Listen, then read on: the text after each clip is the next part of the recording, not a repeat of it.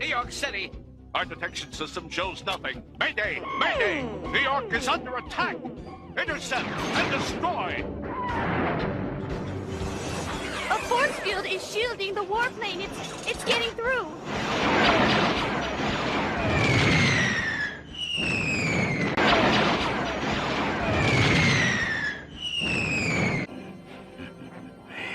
It's time. We will now strike at the heart of American defense and destroy the Pentagon with one swift and deadly blow.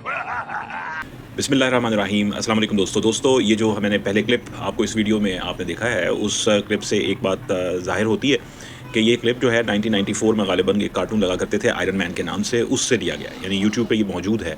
और इस clip में अगर आप गौर से देखें तो जो ट्विन टावर्स हैं न्यूयॉर्क में जो थे, जिनको हम वर्ल्ड ट्रेड सेंटर्स कहते थे, उसके ऊपर हमला और उसके साथ साथ पेंटागन के हमले के हवाले से जो एंटेगनिस्ट और प्रोटैगनिस्ट दोनों जो कुव्वतें हैं उनका आपस में झगड़ा हो रहा है और यही कहा जाता है कि जाके इस पर अटैक करो। और उस अटैक के अंदर जो है वो आपको वर्ल्ड ट्रेड सेंटर्स पे अटैक भी नज़र आता है और पेंटागन पे भी ट्रेड जो अटैक है वो नज़र आता है। जो गौरतलब बात है वो ये कि ऐसा कैसे हो सकता है कि 2001 में होने वाला अटैक जो है वो पहले ही प्रोफेसाइज किया जा रहा है एक कार्टून के ज़रिए से और उसमें दिखाया जा रहा है।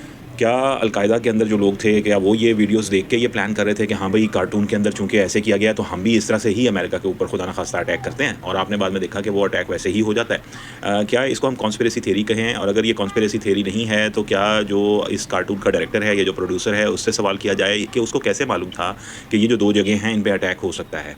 क्या ये सिर्फ एक इत्तेफाक था? क्या सिम्पसन कार्टून्स जो हैं उसके अंदर होने वाली जो प्रेडिक्शंस हैं वो सिर्फ एक इत्तेफाक है?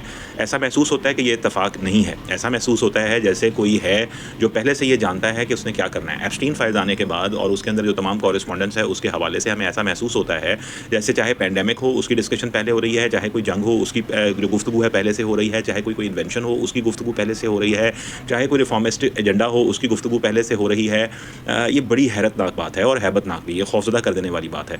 और ये जो चीज़ें हैं ये वेस्ट से ही आ रही हैं। यानी अगर हम कहें कोई कॉन्स्पिरेसी थ्योरी आ रही है तो वो भी वेस्ट से हमारे पास आ रही है। अगर हम ये कहें कि ऐसी जो बात है वो किसी इथोपिया के बंदे ने नहीं की, वो किसी पाकिस्तान में या भारत में या बांग्लादेश के बंदे ने नहीं की, बल्कि ये उन्हीं लोगों ने ये बातें की हैं और वही लोग इसको पहले से बता रहे थे अपनी कि भाई ये ऐसा महसूस होता है कि ये चीज़ें कॉन्स्पिरेसी थ्योरीज नहीं हैं। एक ख़ास कम्युनिटी के लोग जो हैं वो 11 सितंबर 2001 को एब्सेंट हो जाते हैं और उनको कुछ नहीं होता। यानी ऐसी भी कॉन्स्पिरेसी थ्योरीज उठी कि जैसे जूस जो थे वो उस दिन एब्सेंट थे और वो वहाँ नहीं पहुँचे थे, उसके बावजूद वो अटैक हो जाता है। लेकिन ऐसा महसूस होता है जैसे ये जो पावरफुल लोग होते हैं इनके खिलाफ कोई एक्ट नहीं कर सकता, ना इनको जस्टिस जो है उसके कटहरे में लाया जा सकता है, इंसाफ के कटहरे में लाया जा सकता है। आज भी एप्स्टीन फाइल्स में जिन लोगों के नाम है ना उनसे कुछ पूछताछ उस तरह से हो रही है, ना ये उम्मीद की जाती है कि उन सब के खिलाफ कोई ना कोई एक्शन लिया जा सकेगा, ना ये बताया जा सकता है कि क्या एप्स्टीन ज़िंदा है नहीं ज़िंदा है, ना ये बताया जा सकता है कि क्या वो तेल अवीव में है या नहीं है। बस हम हैं कि हम मुख्तलिफ चीज़ें देख सकते हैं, उस पर कुड़ सकते हैं, अपना खून जला सकते हैं। हाँ, ये खून जलाते हुए और कुड़ते हुए एक बात का फ़ैसला ज़रूर कर सकते हैं और वो ये कि इस दुनिया में जो एक्ट्स जैसे भी हो रहे हैं उन्हें फ़ेस वैल्यू पर सिर्फ कबूल कर लेना बहुत बड़ी बेवकूफ़ी है। और शायद हम we are getting fooled by our own people.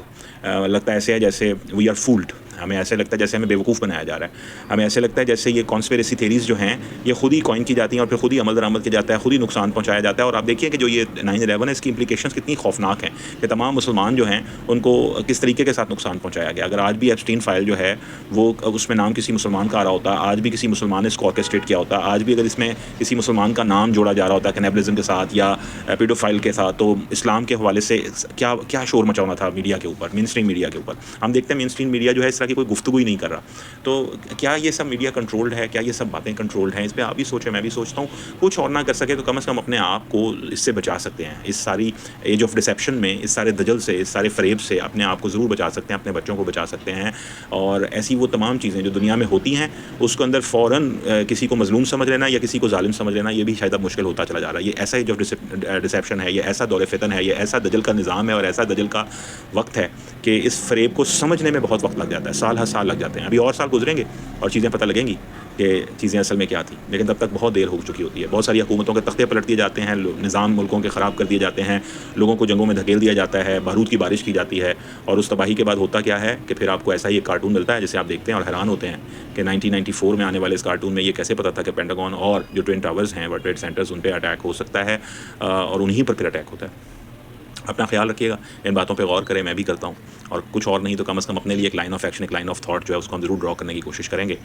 अस्सलाम वालेकुम।